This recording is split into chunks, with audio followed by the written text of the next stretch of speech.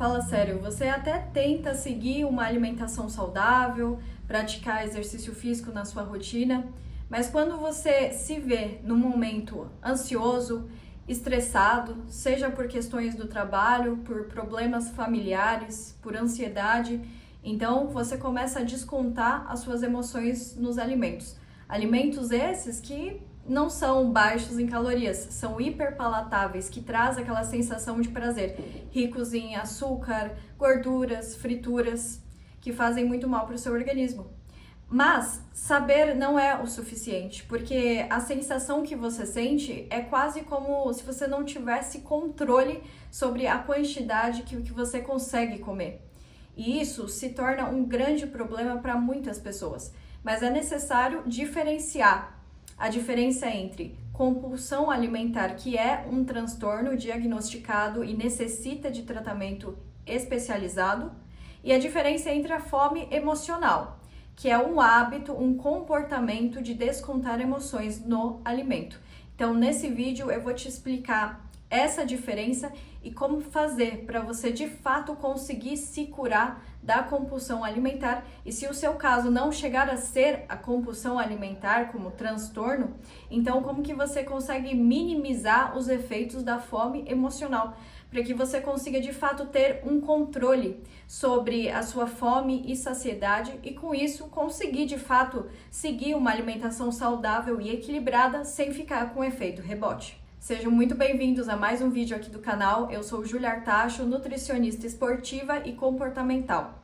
E eu trato muitos pacientes que eles passam por esse problema, especialmente de fome emocional, por conta de nervosismo, estresse, ansiedade, com uma rotina extremamente corrida. E com isso, muitas pessoas elas têm dificuldade em seguir dieta. Só que qual que é o grande problema? As pessoas começam a se punir através de dietas extremamente restritivas. E nós sabemos que as dietas muito restritivas vai causar sim um efeito rebote e você não vai conseguir manter a longo prazo. Quando a gente entra com algumas intervenções específicas, onde é necessário sim baixar o consumo do excesso de ultraprocessados, carboidrato refinado, açúcar, é necessário que isso aconteça. Seja o seu objetivo para emagrecimento ou para ganho de massa muscular ou até para tratamento de alguma doença crônica. Então, nesse ponto, não é que a dieta seja restritiva, é que você está tirando aquilo que já não te faz bem para priorizar os alimentos que te fazem bem. Uma dieta restritiva, ela se enquadra quando você foca apenas em um tipo de alimento e exclui todos os outros. Isso faz com que você desenvolva certo até medo por alguns tipos de alimento. E isso é muito maléfico, especialmente para a sua saúde mental. Então vamos começar definindo o que é compulsão alimentar. Compulsão alimentar não é simplesmente você comer algum alimento hiperpalatável, seja, sei lá, um sorvete, um pacote de bolacha, uma lasanha. Não é o fato de quando você está nervoso, ansioso, você comer, por exemplo, um pacote de salgadinho, um pote de sorvete. O que vai determinar de fato se é uma compulsão é a frequência com que você consome, a quantidade. Principalmente consumir uma grande quantidade em pouco tempo.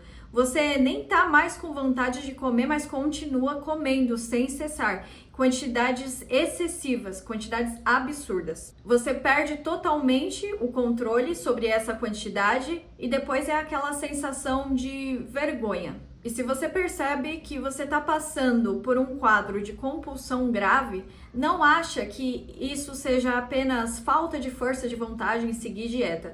Se você está com esses sinais, é importante que você procure ajuda profissional, seja com um médico, um nutricionista, um profissional para te auxiliar, porque isso, se já está fugindo do seu controle, então é algo grave que precisa de um tratamento. Então, o que a compulsão alimentar gera, né? Ela gera um ciclo onde você tem você come em excesso uma grande quantidade em pouco tempo e logo o que você faz? Você se pune. Então você gera uma restrição muito grande. Você fala, agora eu não vou comer nada. Vou comer só, sei lá, um ovo, comer só um tomate agora, vou fazer a dieta da sopa. Aí você restringe demais, achando que isso que vai resolver. Então você entra no ciclo de restrição e depois você acaba passando por momentos de estresse muito grande, porque você sente fome, você sente desejo pelos alimentos, só que você fica com aquela culpa interna, eu não posso comer, eu não posso comer. E esse estresse, o que acontece? Gera culpa, você se sente culpado, porque você não aguenta viver ansioso, estressado, aí você vai lá e come aquele alimento hiperpalatável e você sente culpa após comer.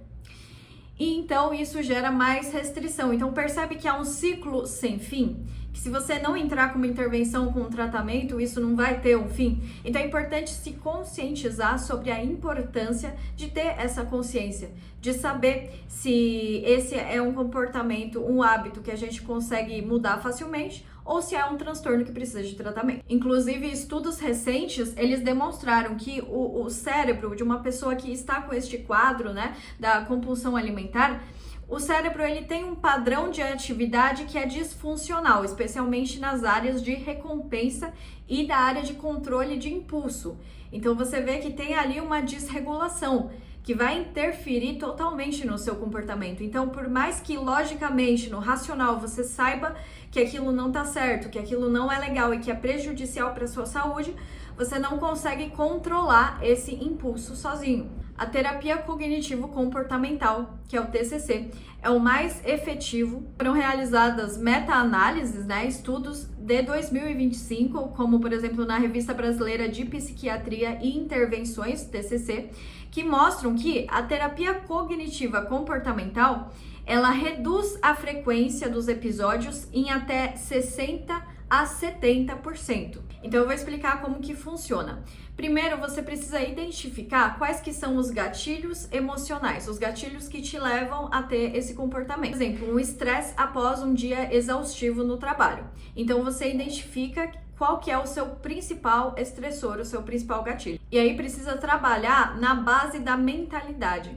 Então, por exemplo, se por um acaso você teve um episódio de compulsão, automaticamente você já vai pensar em se punir, em restringir. Mas você precisa mudar essa mentalidade. Do tipo, nossa, se eu comer isso aqui, eu estraguei todo o processo. Aí você desiste de tudo e acaba ficando pior do que no início. Então, qual a mentalidade que você tem que ter? Tá bom, eu tive esse comportamento. Por que que eu agi dessa forma? Qual que foi o gatilho? Tá, com base nisso, o que que eu tenho que fazer para mudar da próxima vez? Para evitar com que esse gatilho me controle. Então você vai mudando variáveis.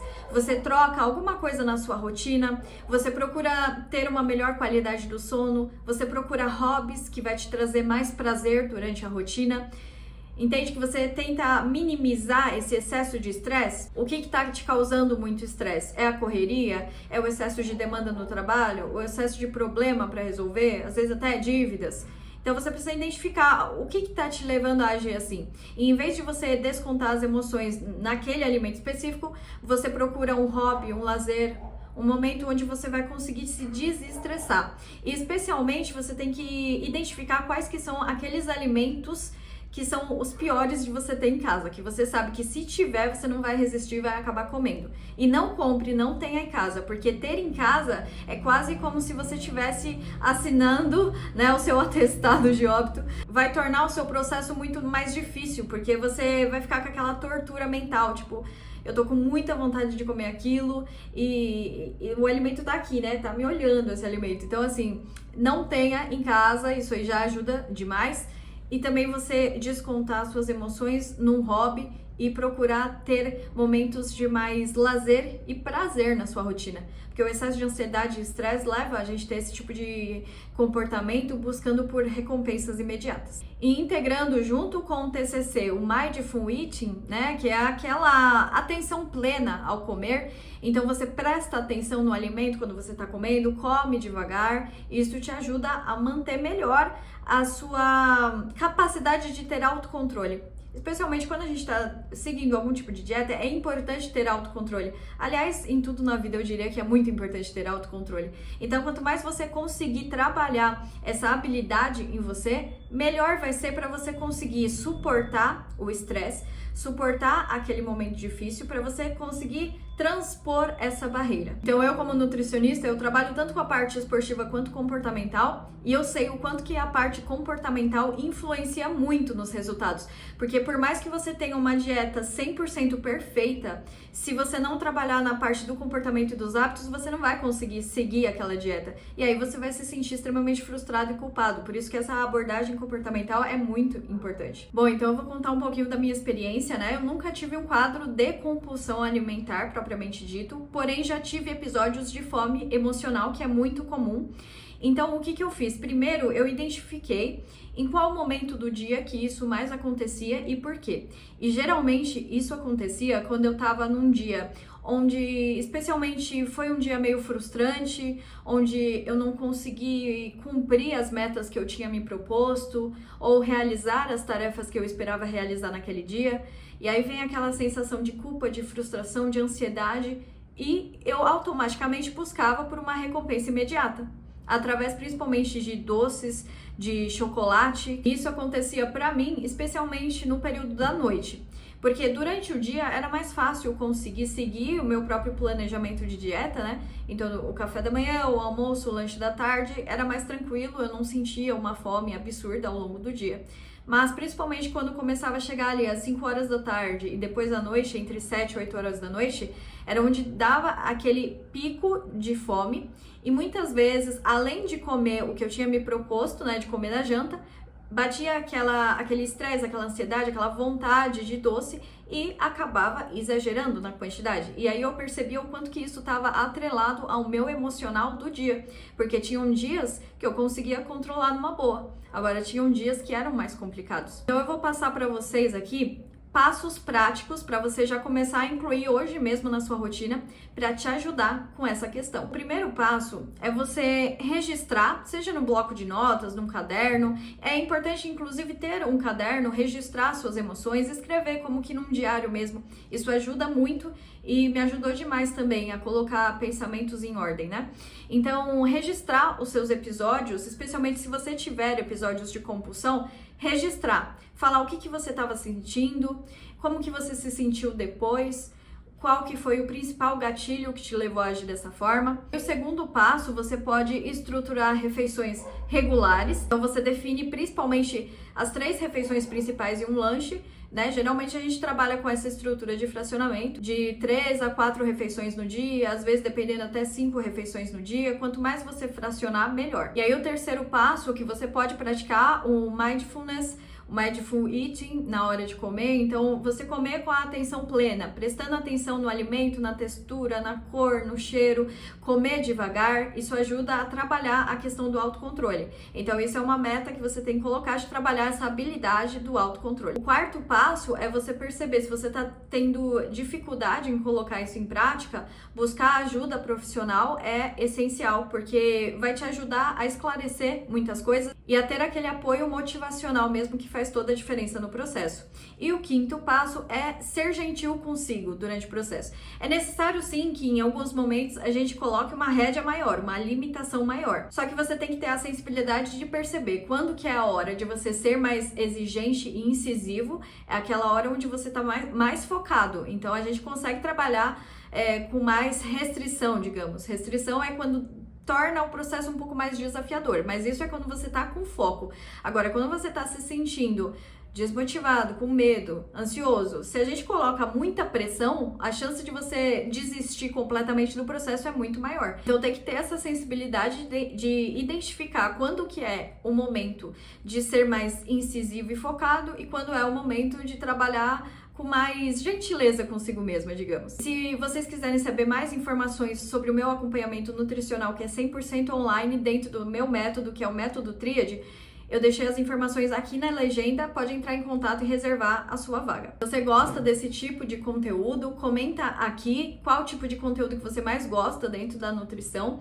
Eu vou trazer mais assuntos desse tipo e também diversos outros assuntos dentro da nutrição que eu amo e que eu tenho certeza que vai ajudar muito vocês. Então curta, comente, compartilhe e até o próximo vídeo. Beijo!